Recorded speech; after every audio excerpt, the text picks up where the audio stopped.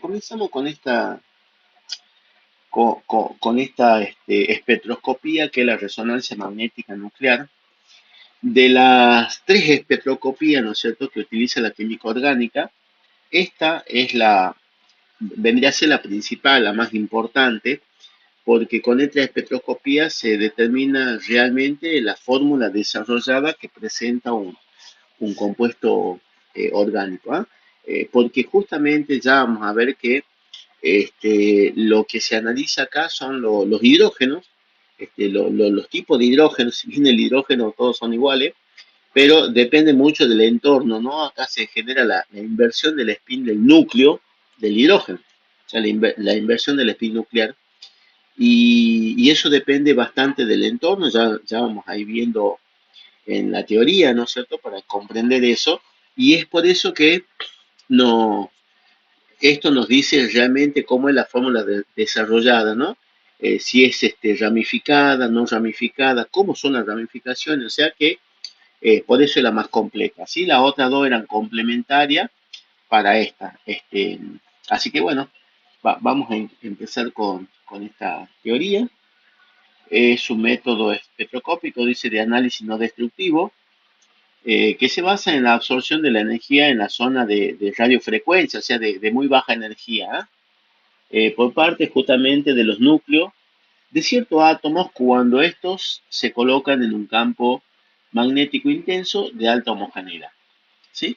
Ahora, los elementos que presentan este fenómeno son aquellos que son los que tienen spin nuclear, ¿sí? Por lo tanto, tienen momento magnético nuclear, de los núcleos, ¿no es cierto?, que corresponde.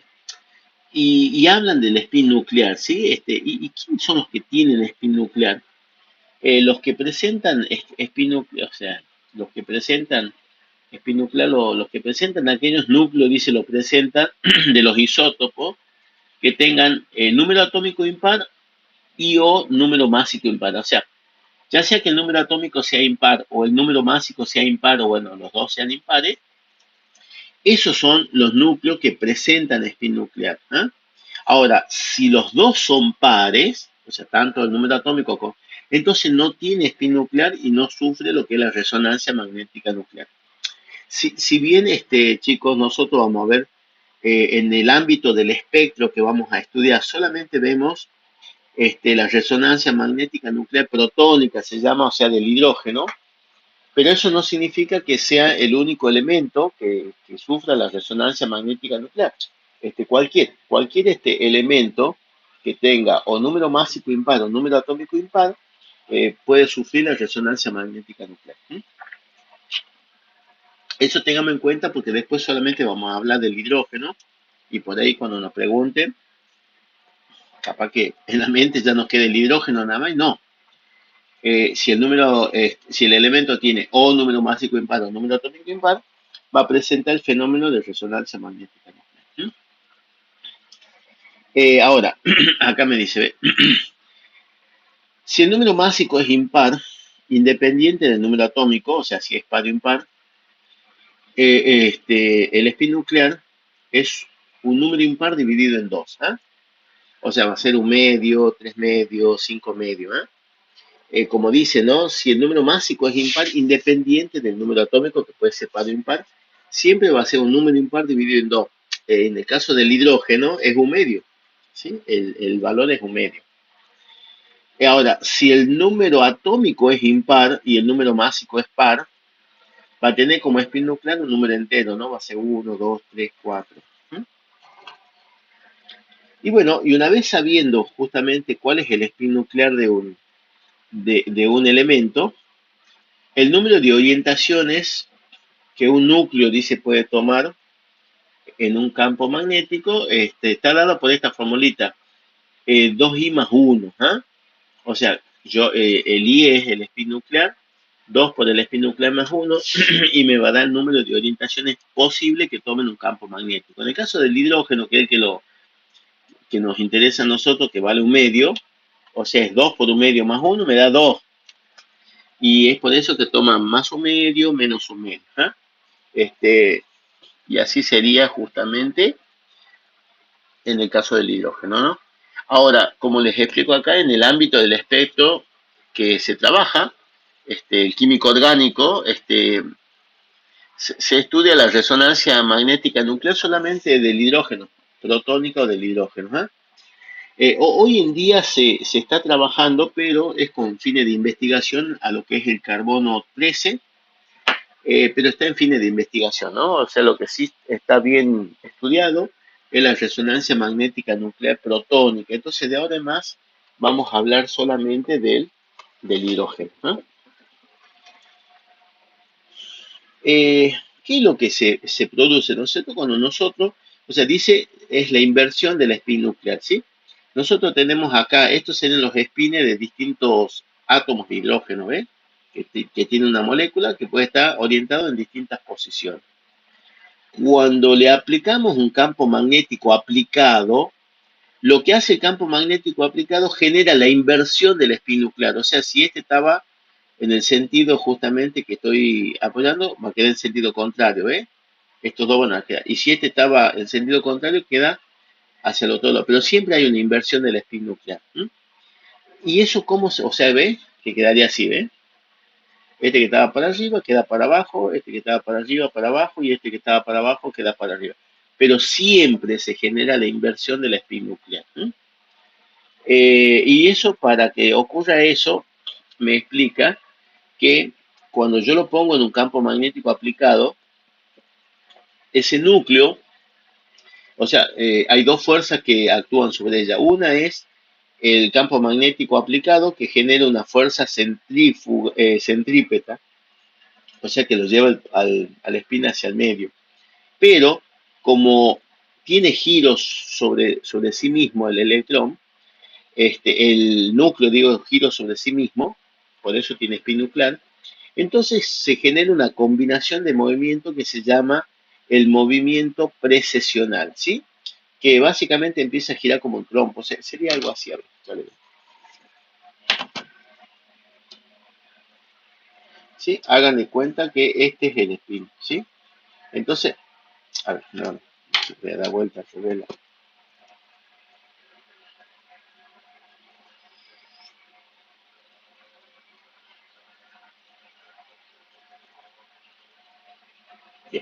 Bien, sería así,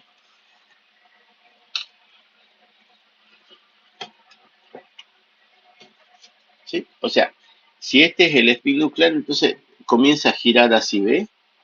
¿Sí? Cuando yo le aplico un campo magnético aplicado, comienza a girar así, cada vez se va abriendo más, hasta que se invierte y queda del lado opuesto. ¿Ah? O sea, el que estaba en favor queda en contra y el que estaba en contra, por supuesto, queda en favor. ¿Ah? Pero eso es lo que se conoce como movimiento precesional. ¿Estamos, chicos? ¿Se entiende más o menos? Esos Sí, son los profe. conceptos. Sí, Perfecto. profe. Es un concepto teórico, ¿sí? Eso no. Esta cosita quizá no nos van a preguntar. Por ello le muestro nada más la formulita, pero esto no nos preguntan, ¿sí? Por ejemplo, ahí tenemos la velocidad. Este se llama la velocidad angular precisional. Va a ser igual a la relación giromagnética, que es una constante por el campo aplicado. ¿Ah? Pero se sabe que la frecuencia precisional, esto es para ver qué es lo que graficamos, ¿no? Es la velocidad angular precesiona sobre 2pi. Entonces, si yo reemplazo la ecuación 1 en la 2, me queda esta formulita, donde la frecuencia precesional va a ser igual a la relación giromagnética por el campo aplicado sobre 2pi. Entonces, ¿qué es lo que observamos acá? Que la frecuencia, llamada precisional, que la frecuencia necesaria para que se produzca la inversión del spin nuclear depende del campo magnético aplicado. ¿Eh? Y por supuesto la energía también es lo mismo, ¿no? En la ecuación de Planck, la energía es igual a la constante de Planck por la frecuencia, y la frecuencia depende del campo aplicado, ¿eh? O sea que también se refiere a lo mismo. ¿Eh? Entonces los químicos orgánicos dicen, no, nosotros tenemos, claro, y los aparatos, por ejemplo, los aparatos que se utilizan, tienen de 60 hasta 200 megahertz. ¿Eh?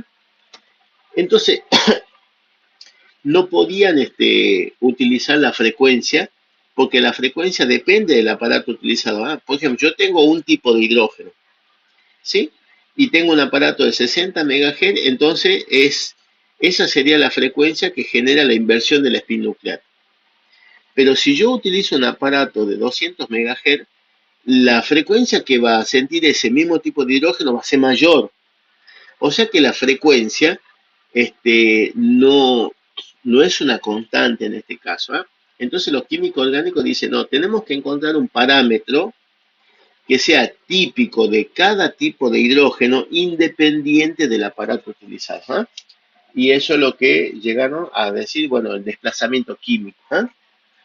Y para eso justamente ellos utilizaron una sustancia, dice, tenemos que elegir una sustancia de referencia de forma tal justamente de que nos sirva para hacer estos análisis, ¿no? Por ejemplo, acá, la frecuencia a la que resuena un determinado protón, ¿sí? Ahí está la formulita, va a ser la relación giromagnética por el campo local sobre 2pi. Antes era campo aplicado, ahora vamos a poner campo local, ¿sí?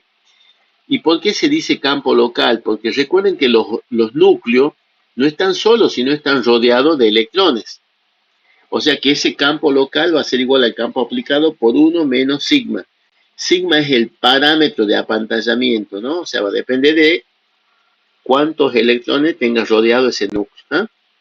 Y entonces ahí estamos viendo que básicamente si uno lo reemplaza eso en la ecuación de arriba, me queda que la frecuencia a la cual resuena un determinado núcleo va a ser igual la relación giromagnética por el campo aplicado sobre 2pi por 1 menos el parámetro de apantallamiento. Entonces, ¿de qué depende la frecuencia? Depende del aparato aplicado y del parámetro de apantallamiento. Entonces los químicos decían, queremos encontrar un parámetro que sea independiente del aparato utilizado, pero por supuesto que sí dependa del tipo de hidrógeno que tengamos. ¿Eh? Y para eso eligieron una sustancia que es el tetrametilsilano, que tenía los hidrógenos más apantallados. Apantallados quiere decir protegido, ¿no? Porque hablaba de parámetros. ¿Por qué? Porque el silicio es uno de los pocos no metales que forma un enlace covalente con el carbono, pero es menos electronegativo que el carbono. O sea que el efecto inductivo va hacia los carbonos, entonces los hidrógenos del tetrametilsilano son los hidrógenos que están más apantallados. ¿Eh? Y ese es el que se toma como referencia.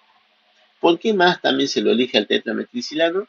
Porque es una sustancia químicamente inerte, o sea, yo la mezclo con la muestra que quiero analizar, simplemente para tener la referencia de dónde va a ser el desplazamiento químico cero, o sea, lo máximo de apantallamiento, y después de realizada justamente la determinación, se la puede eliminar por calentamiento, porque es volátil.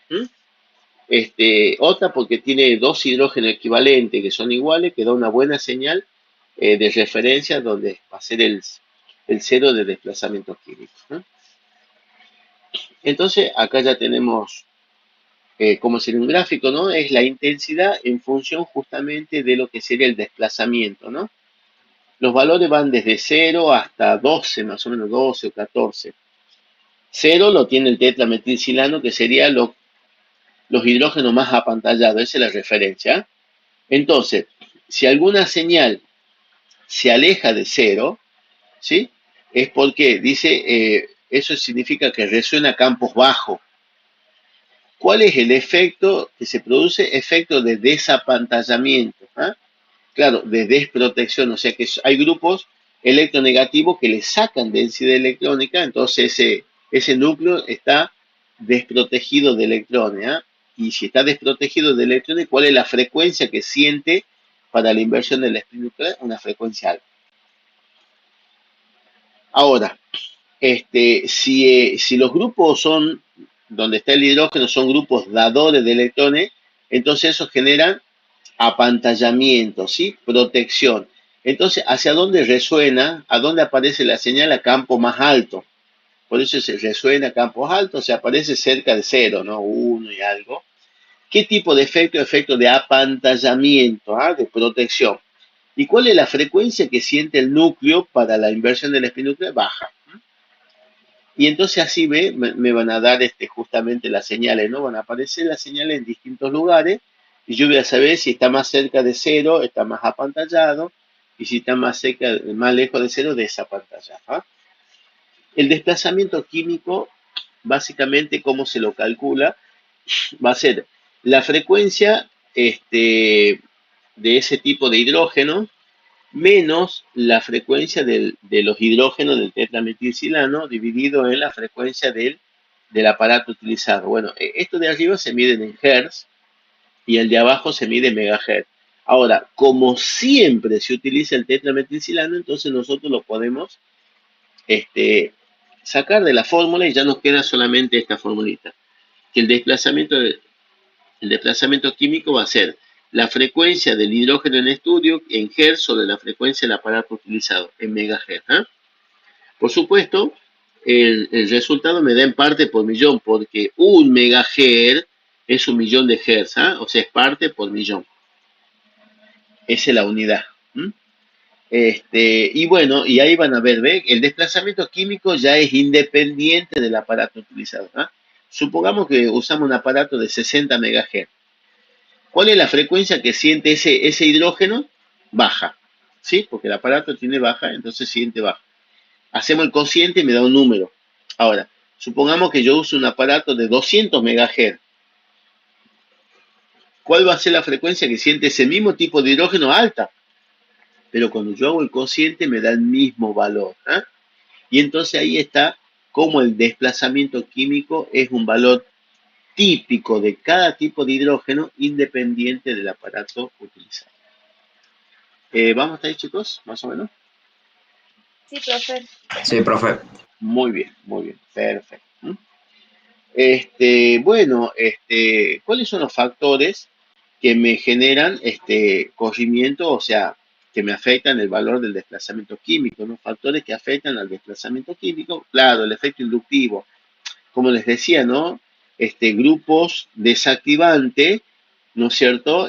Van a generar justamente que desprotección de ese hidrógeno, entonces va a resonar a campo más bajo. ¿M? Y grupos activantes o dadores va a hacer que haya más apantallamiento y resuena a campo más alto, ¿no? Entonces eso tiene que ver con el efecto inductivo. Entonces que va a depender justamente, porque uno tiene así, ¿ve? Está el núcleo, los electrones están girando a la vuelta, pero ahora ese giro de los electrones, ¿no es cierto?, genera un campo magnético que es perpendicular al giro, ¿no? Si, por ejemplo, si gira así, el campo entra y sale así, ¿ah? ¿Sí? O sea, si gira así, el campo entra y sale. ¿Sí? O sea que en la parte central se opone al aplicado y hacia la periférica va en favor del aplicado. ¿Eh? En la parte central se llama zona de apantallamiento, los signos positivos porque se opone a esto. Y la zona periférica es la zona de desapantallamiento. Por eso hablábamos que el campo local, el campo que siente un núcleo, es igual al campo aplicado, o sea, al campo magnético aplicado, ¿no es cierto? Menos el campo magnético inducido por el movimiento de los electrones. Otro parámetro sería el desapantallamiento de Van der Waals, ¿sí? Cuando los átomos grupos, ¿no es cierto?, por estructura se aproximan mucho en el espacio y hay una repulsión de sus electrones, o sea, se desapantallan mutuamente y entonces eso hace que resuenen a campo un poquito más bajo. Es muy pequeño el corrimiento. ¿Eh? Acá nosotros vamos a ver algunos valores de señales. Por decirle algo, el hidrógeno del metilo, que la señal dice la tablita que aparece a 0,9 partes por millón.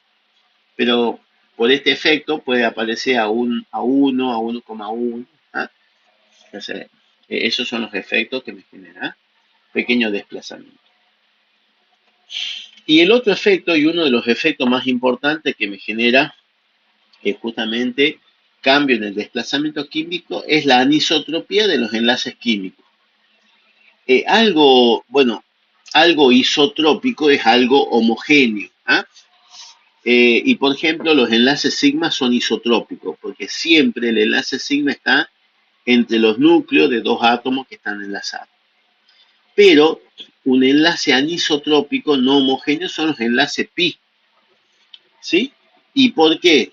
Porque el enlace pi se forma o por arriba o por abajo del plano que une los dos átomos. O sea, se forma de un solo lado, o por arriba, por eso es anisotrópico, ¿ves? No es homogéneo.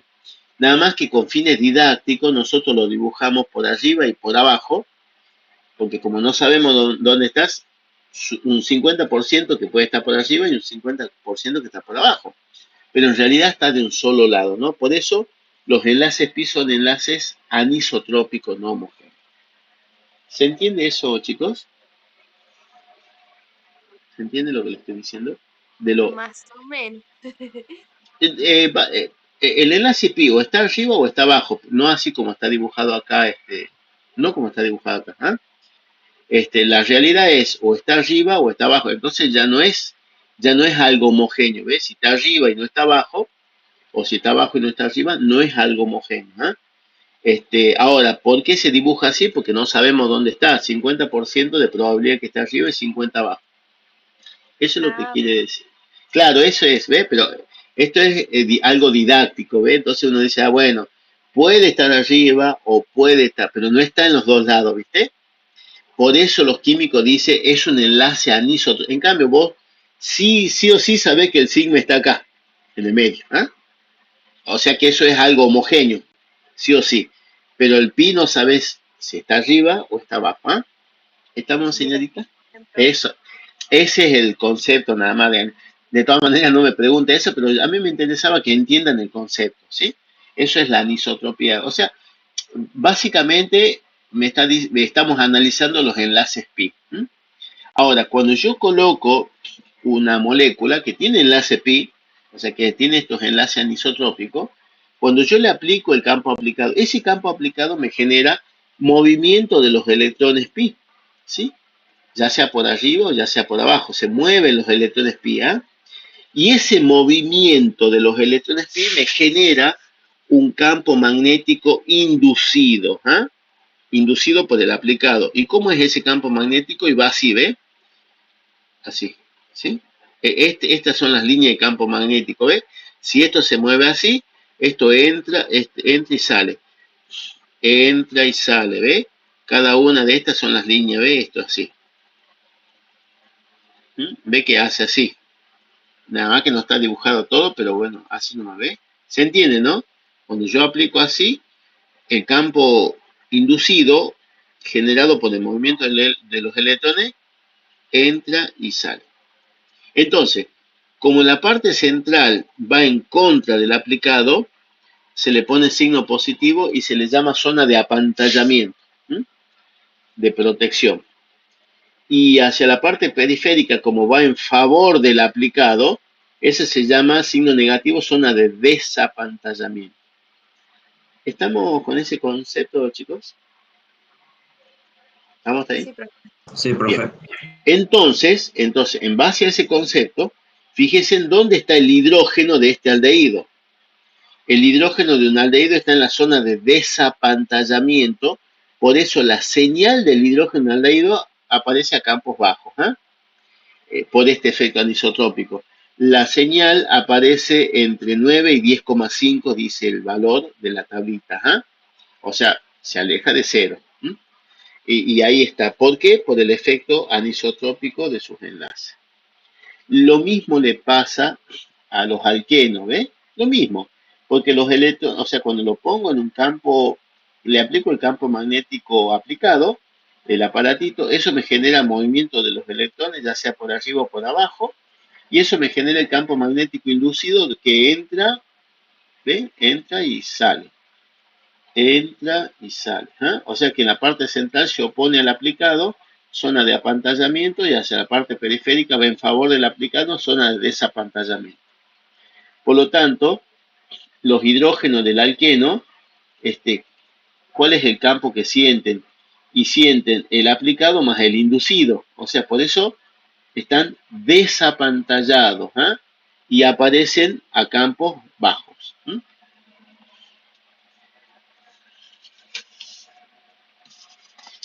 Lo mismo le va a pasar al benceno. Lo mismo le pasa al benceno. ¿Eh? Claro, el anillo aromático, el enlace pi, ¿no es cierto?, puede estar por arriba o por debajo. Y cuando yo le pongo un campo magnético, esto es, la parte central se opone al aplicado, o sea, la periférica va en favor, pero los hidrógenos de los aromáticos están del lado de afuera, la zona de desapantallamiento, por eso resuena a campos bajos. El hidrógeno de un aromático aparece entre 7 y 8. Ahí dice 6,5 y 8, pero bueno, en esa zona aparece, ¿eh? Alejada de cero, zona de desapantallamiento. Y bueno, y ahí, acá tenemos el alquino. El alquino, ¿no es cierto? El acetileno o el etino, donde ustedes saben que hay dos enlaces pi, ¿no? El pi pi y el pi pz. Por lo tanto, los enlaces pi, los electrones pi generan un cilindro electrónico, por eso está dibujado, ¿ve? Está dibujado en forma paradita, y ese es el cilindro electrónico, ¿no? Es que se comportaría como una bobina, ¿eh? Cuando yo le aplico el campo aplicado, ¿no es cierto? Los electrones giran y eso me genera el movimiento justamente, o sea, se genera el campo inducido que va en la parte central, se opone al aplicado y hacia la periferia va en favor. Pero ahora decimos, ¿y dónde están los hidrógenos del alquino? En la zona de apantallamiento. ¿Ah? Por eso los hidrógenos del alquino están apantallados, resuena a campo más alto. Vieron que uno de los efectos que vimos, el primer efecto que vimos que produce desplazamiento químico era el efecto inductivo. Y si nosotros nos acordamos, por ejemplo, la electronegatividad, sabemos que el SP es más electronegativo que el SP2 y que el SP3.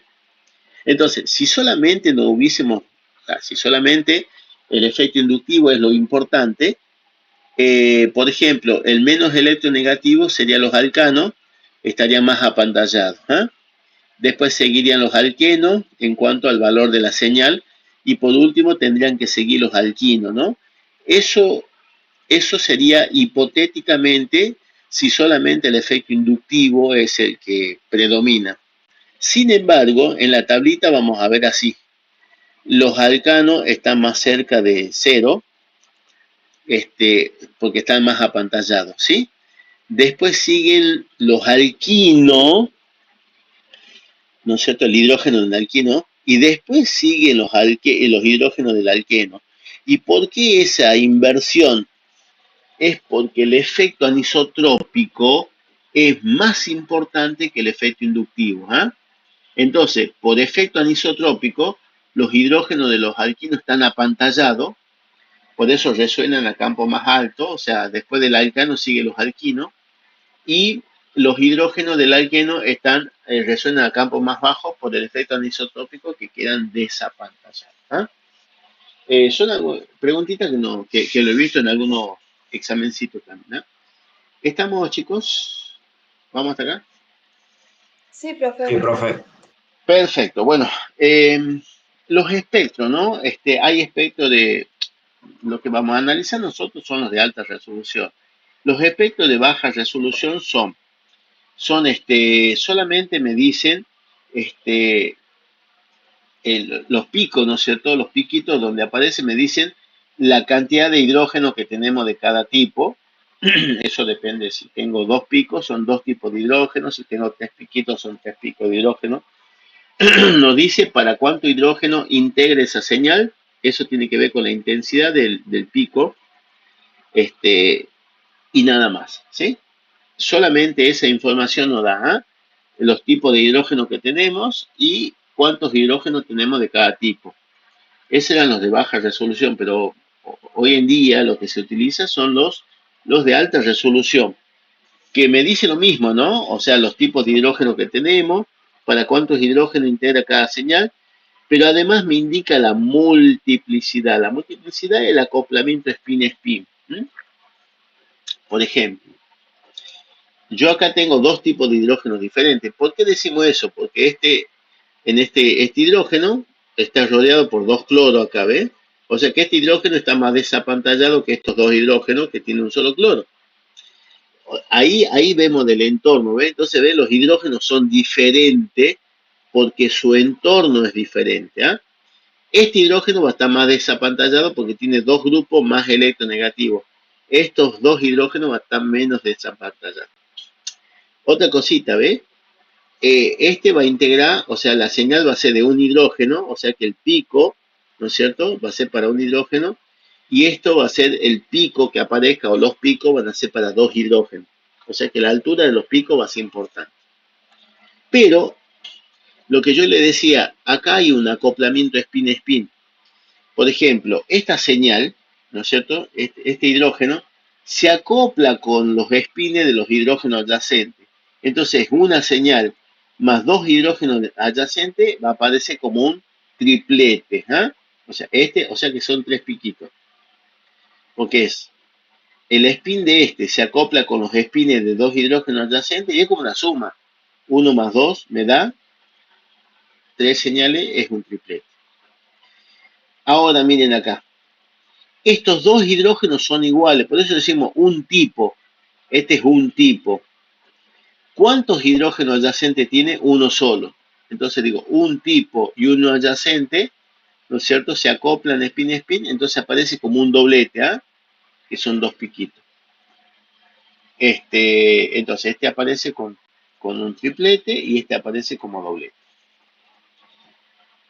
Por lo tanto, Pascal, ¿no es cierto?, ideó lo que se llama el triángulo de Pascal para indicar la multiplicidad que presentan las señales, ¿no? Algunas señales van a presentar un solo pico, son singletes. O sea que para la cantidad de hidrógeno que integre, todo el pico va a ser un singlete. Otras señales van a ser doblete, como este que te decía, ¿ves? Un tipo y uno adyacente, doblete, o sea, son dos picos que tienen la misma altura. Otros van a ser triplete, como este, ¿ves? Es un tipo y dos adyacentes y triplete. Va a haber tres picos donde la altura es la unidad, el doble y la unidad. O sea que esto me dice la altura de los picos. Puede haber otra señal que sea un cuarteto, ¿ve? La altura de la unidad, tres veces la unidad, tres veces la unidad y la unidad. Y bueno, quinteto, la unidad, cuatro veces, seis veces la unidad y la unidad. Ahora, ¿cómo yo armo el triángulo de Pascal? Miren, esto es así. Hacia afuera siempre es uno, ¿sí? Entonces, este es uno. Y de acá va uno y uno. Ahora, para el que sigue, este es uno. Uno más uno, dos, uno, ¿ves? O sea que este 2 sale de la suma de arriba y me da 2. Vamos al de abajo, este es uno. 2 más uno, 3. 2 más uno, 3, uno. Vamos al de abajo. Uno. 3 más uno, 4. 3 más 3, 6. 3 más uno, 4, uno. Y así sucesivamente. Entonces, esto es singlete, doblete, triplete, cuarteto, quinteto. Y bueno, puedes seguir eso. Multiplete. Lo que sí vamos a tener en cuenta que hasta el cuarteto lo podemos dibujar bien si tenemos que dibujar un espectro. Es raro que nos pidan dibujar. Eso ya lo vamos a ver casi al último. Si piden, eso es raro. En los finales sí. No, nos pueden pedir dibujar. Pero hasta cuarteto se puede dibujar bien. Más de eso ya no. Bueno, a ver, le voy a mostrar un espectro para que ya vayamos teniendo una idea de esto. Acá tengo, una de las cositas que mañana vamos a hacer es ya análisis de los espectros.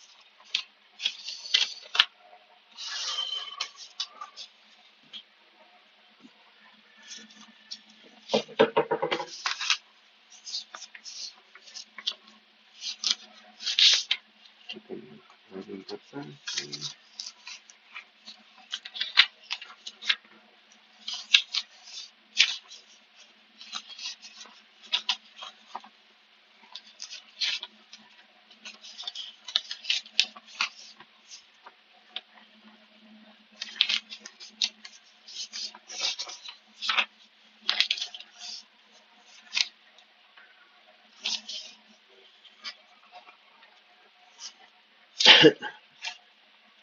Ve, acá tengo dos espectros, donde por ejemplo, ve, me dan la fórmula molecular, yo después tengo que saber cuál es la fórmula del desarrollar. Pero estos son los picos, miren, ve. Va justamente, acá sería desde cero, ¿no es cierto? Hasta, bueno, hasta lo que sea, hasta 14 puede llegar, pero acá tenemos, por ejemplo, ¿ve? Acá hay una señal a 2,7, ¿ve? Y es un triplete, ¿ve? Uno, dos, tres piquitos, un triplete. me dice que esta señal integra, bueno, me dan en milímetros. Esos milímetros después lo tenemos que pasar a número de hidrógeno, ¿ah? O sea, eso vamos a ver cómo es. Pero ve, acá hay una señal que es un triplete, acá hay otro triplete, acá hay un singlete, acá hay un singlete, ¿ve? O sea, este va a ser seguramente un singlete para un hidrógeno y este va a ser un singlete para más hidrógeno. Eso después se lo analiza. ¿Ah? Miren este otro, ¿ve? Está la fórmula molecular.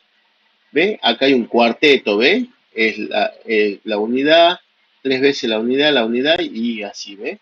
Un singlete, un triplete, ¿ve? La unidad, el doble y la unidad. Esos son los espectros. Entonces, lo que se grafica es el desplazamiento en función de la intensidad. ¿Ah? Pero no se pone. ¿Estamos, chicos? ¿Estamos con esto? Sí, profe. Perfecto. Le quería mostrar como para que tengamos una idea de esta cosita.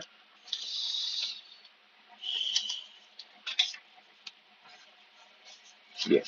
Esta sería la tablita que tenemos que saber de los tipos de hidrógenos, ¿no? Por ejemplo, están con negrita acá, ¿ve? Está con negrita, ¿eh? Los hidrógenos del metilo, el desplazamiento de 0,9b es algo aproximado, parte por millón. Si es un grupo metileno, el CH, por supuesto es porque la cadena sigue por un lado, 1,3. Si es un hidrógeno de carbono terciario, 1,6, ¿sí? Si es hidrógeno de un vinilo, entre 4,5 y 6,5. Hidrógeno de un alquino, entre 2 y 3,5. ¿Ah? Hidrógeno de un aromático, entre 6 y 8,5. Hidrógeno de un bencílico, ¿no? O sea, del carbono, que está unido a un aromático, entre 2,2 y 3. Hidrógeno de un grupo metilo, que está unido a un doble enlace, 1,7. El hidrógeno de un carbono que está unido a un oxidrilo, eso acá dice alcoholes, ¿ve? Pero es hidrógeno del carbono unido al alcohol, al oxidrilo, entre 3,4 y 4. Hidrógeno de un carbono pero unido a un éter, entre 3,4, 3,3 y 4, o sea que casi la misma señal. Hidrógeno de un carbono unido al éster por el oxígeno, ¿sí? Vieron que es acetato de etilo, o sea, serían los hidrógenos, la parte del etilo, ¿ves? Está unido al oxígeno, entre 3,7 y 4,1. Pero acá está el hidrógeno de un éster unido al grupo carbonilo del éster, ¿no? ¿Sí? Entonces es entre 2 y 2,2. ¿No? Hidrógeno de un carbono unido al ácido por el grupo carbonilo, entre 2 y 2,6. Hidrógeno de un carbono unido a una acetona, ¿sí? Entre 2 y 2,7. Y ahí está, ¿ve? Hidrógeno de un aldehído, entre 9 y 10. Hidrógeno de un alcohol, entre 1 y 5,5. Hidrógeno de un fenol, entre 4 y 12. Hidrógeno de un enol, entre 15 y 17. Hidrógeno de un ácido carboxílico, entre 11 y 12. ¿Ah? Es más desapantallado, ¿ve? Hidrógeno del grupo amino, de una amina primaria, alifática, entre 1 y 5. Y de una amina aromática primaria, entre 3,5 y 4. ¿Ah? Este es el cuadrito de nación, ¿sí? O sea, esos valores son los que tenemos que saber nosotros para, para este temita. ¿Ah? Estos valores son los que tenemos que saber.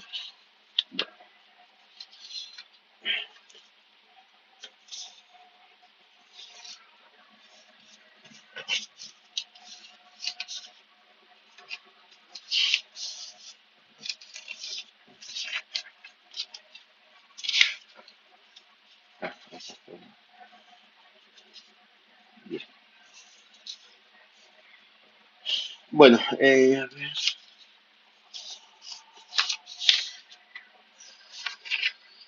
Acá está. Bueno, entonces ahí está, ¿ve? Esos son los tipos. Y bueno, por supuesto, también se puede saber si tenemos hidrógenos ácidos, ¿sí? Los hidrógenos ácidos son hidrógeno unido a oxígeno, hidrógeno unido a nitrógeno.